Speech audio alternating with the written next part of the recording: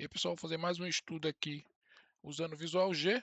Vamos pegar agora um estudo de matrizes gerando valores dentro de um vetor.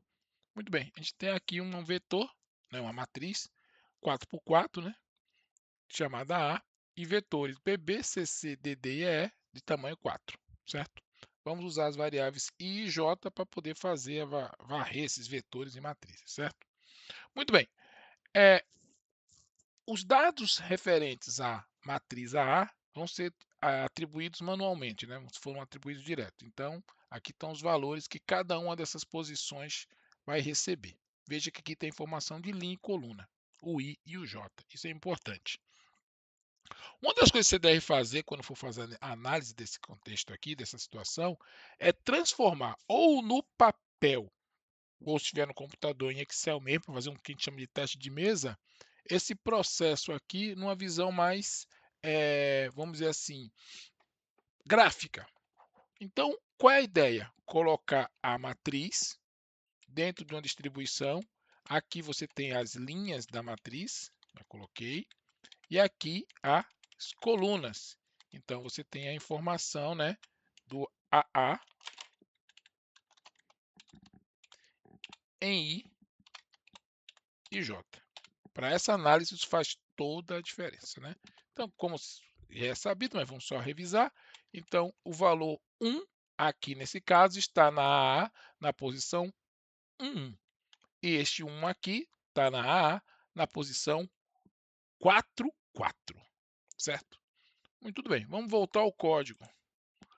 Com os dados preenchidos, o que é que o código pedia? Para se fazer a análise dos valores que iam ter em cada uma das posições de BB, CC, DD e EE. Só que elas tinham algumas pegadinhas. Vamos lá. Quando ele faz aqui, ó, para I de 1 até 4 e para J de 1 até 4, o que, é que você está fazendo aqui? Você está varrendo uma matriz. E você está varrendo a matriz de forma linear, linha a linha. Ou seja, ele vai passar pela matriz variando as linhas e olhando coluna a coluna. Por quê? Porque o I, aqui nesse caso, referencia a parte da linha e o J referencia a coluna. Isso não é uma obrigação, não é obrigatório, mas é uma forma de demonstrar, tá? E aqui o que ele está dizendo? Veja, ele inicializa a primeira posição do vetor com o número 2. Independente de qualquer situação, todas as linhas começam com o número 2.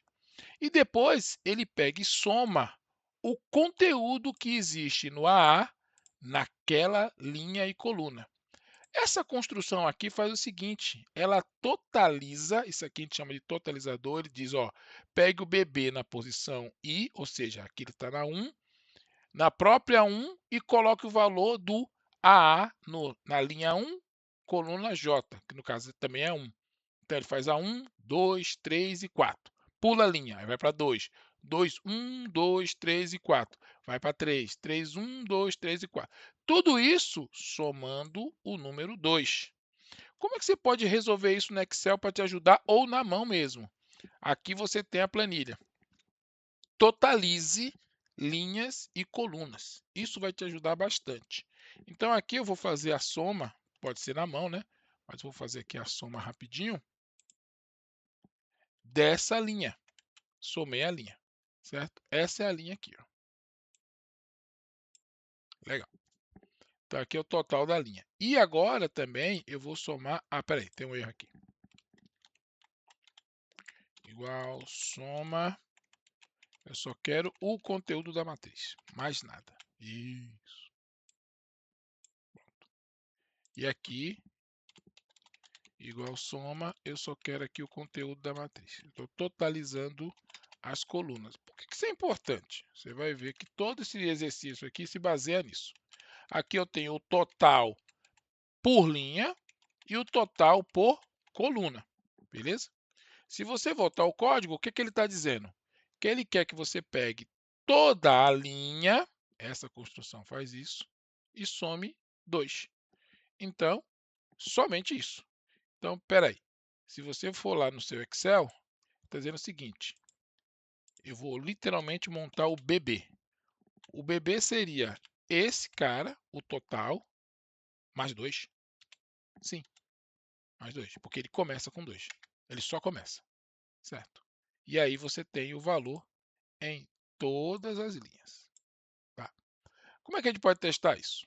No nosso caso aqui, a gente tem essa opção, na prova talvez você não tenha, né? Porque pode ser uma prova escrita e você vai ter que fazer apenas achar o valor e as opções, mas vamos executar para ver se está certo. Então aqui, ó, BB, 18, 22, 26, 21. Então, se você olhar, se você fez no papel ou fizer no Excel, 18, 22, 26, 21. Ok, o BB está correto conforme o código, porque a gente consegue rodar o código aqui, beleza? Então, vamos continuando, depurando um a um. Fechando aqui. Vamos olhar agora o CC. Veja, ele também está fazendo uma varredura linha-coluna, só que ele também está totalizando por linha e coluna, mesma estrutura, só que nesse caso ele inicia com 3. Como é que eu sei que é linha e coluna, Ed? Porque está aqui o I e está aqui o J, certo? E ele está usando a construção IJ. Se ele usa dessa maneira e o I está vindo primeiro aqui, é linha coluna. Ele está varrendo pela linha. Varrendo é indo de ponto a ponto da linha. Começa com o valor 3. Então, a mesma coisa vai acontecer aqui no Excel. O CC é o meu total, só que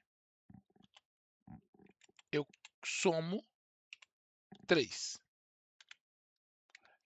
E tem que ser em todos os casos. Por quê? Porque toda vez que ele inicia a linha, olha só, por isso que está nessa posição aqui, ó, dentro do laço. Toda vez que ele inicia a linha, naquele momento inicial, ele coloca já o valor 3. Depois ele vem e totaliza por cima, somando. Então, ele começa com 3 e vai mudando os valores. Então, você sempre vai ter essa situação, ok? No nosso Excel, deu 19, 23, 27 e 22. Vamos rodar o código e ver o resultado. Opa. Isso aqui é o nosso bom e velho Visual G, que é lento pra caramba. Salvar aqui e executar. Olha lá. CC 19, 23, 27 e 22. Exatamente como a gente fez no papel ou no Excel. Perfeito. Resolvemos até aqui. Aí vem as complicações. Né? Nunca é tão simples. Vamos fazer agora o DD. Só que no DD ele faz a seguinte estrutura. Ele começa com o valor 1. Ok, então todo mundo vai ser somado 1. Ele está usando I e J. Legal? I e J. Sabemos disso. Então ele vai fazer a totalização em linha. A questão é que ele separa o tipo. Se o I, ou seja, a linha que eu estou olhando, for mod 2 igual a 0, ou seja, se a linha for par, ele soma 3. Se a linha for ímpar, ele subtrai 3. E aqui tem uma pegadinha, né, na lógica, que é o seguinte, que é o macete principal aqui. Veja, independente da situação, ele tem 4 posições de colunas em cada linha.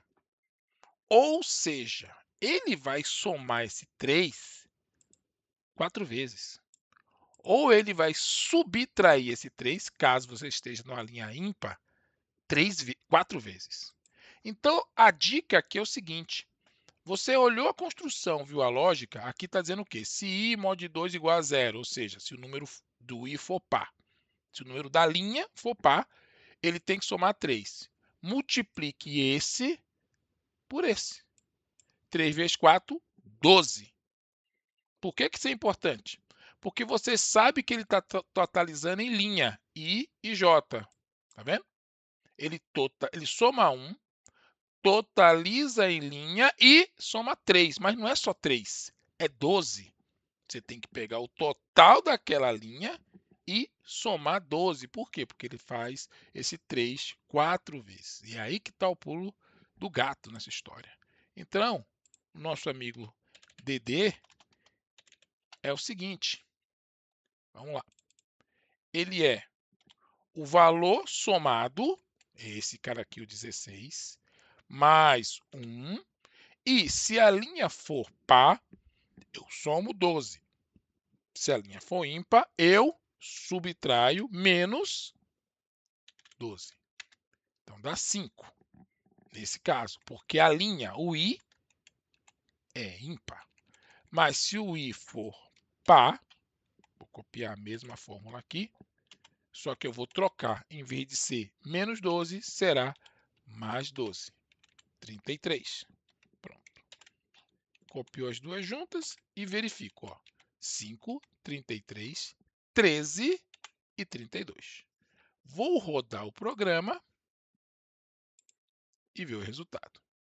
Então, aqui no CC, deu... Cadê você? Opa, tem um erro aqui na minha lógica. 19, 23, 27, 22. Por quê? Não, eu estou vendo DD. Desculpa. 5, 33, 13 e 32. Vamos ver no Excel. 5, 33, 13 e 32. Bateu certinho. 5, 33, 13 e 32. Pronto, a lógica foi aplicada. Ok? Já temos também agora o DD. E aí, por último, vamos fazer o EE. O EE tem uma mudança importante. O EE começa pelo J.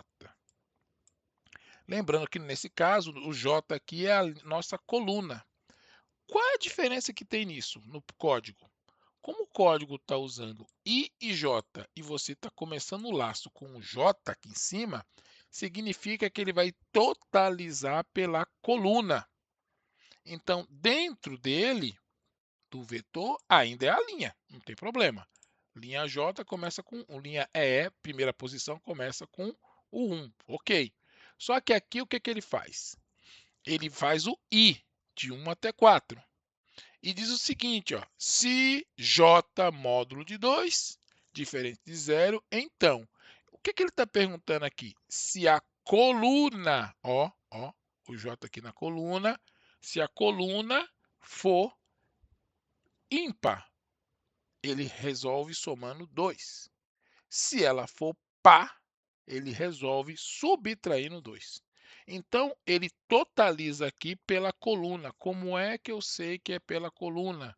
Porque ele está usando o J e o I. Então, ó, aqui ainda continua em J, que nunca vai mudar. É sempre uma estrutura linha-coluna. E aqui a gente lembra que a gente usa o I, no caso, para a linha não é obrigação, mas é uma estrutura, né? A gente usa o I para a linha e o J para a coluna. E ele está jogando na linha do vetor J, posição J, porque essa é a posição que inicializou aqui. Tem que ser essa que ele tem que usar. Aqui é da matriz. Eu estou pegando da matriz e colocando dentro do vetor. Então, agora a gente já sabe o que tem que fazer. Veja como vai ficar fácil. Eu tenho os totais das colunas.